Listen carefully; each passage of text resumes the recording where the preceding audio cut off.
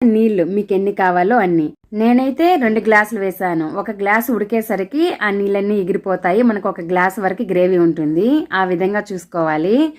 చూస్తున్నారు కదా, సూపర్గా ఉంటుందండి. కలర్ఫుల్గాను ఉంటుంది, టేస్ట్ కూడా అద్భుతంగా ఉంటుంది. మూత పెట్టేసి ఉడికించుకోవాలి. ఈ విధంగా ఉడుకుతూ ఉన్నప్పుడు ఒకసారి గరిటెతో మిక్స్ చేసుకొని మళ్ళీ మూత పెట్టేసుకోండి. మధ్య మధ్యలో అలా కలుపుతూ ఉండండి, లేకుంటే అడగంటేస్తుంది కదా. మధ్య మధ్యలో అలా కలుపుతూ ఉన్నారంటే మనకి గ్రీన్ పీస్, పచ్చి వేరుశనగకాయ పప్పులు కరెక్ట్గా కుక్ అయిపోతాయి. మీరు ఇక్కడ గమనించాల్సింది ఏంటంటే గ్రీన్ పీస్ ఉడికాయా లేదా మాత్రం చెక్ చేసుకోండి. ఎందుకంటే వేరుశనగకాయ పప్పులు మనము మసాలా కూరలో వేసాం కాబట్టి అవి ఉడికే ఉంటాయి, కానీ ఉడకనిట్టు మీకు అనిపిస్తూ ఉంటాయి, కానీ ఉడుకుంటాయి. మీరు గ్రీన్ పీస్ బాగా ఉడికాయా లేదా సాఫ్ట్గా అది చెక్ చేసుకొని ఇలా గ్రేవీ దగ్గర పడిన తర్వాత కొత్తిమీర వేసేసి ఒకసారి బాగా మిక్స్ చేసుకొని స్టవ్ ఆఫ్ చేసేయండి. మీకు నచ్చిన బిర్యానీ రోటీతో ఏదైనా తినండి. రెసిపీ నచ్చితే తప్పకుండా ఇంట్లో ట్రై చేయండి.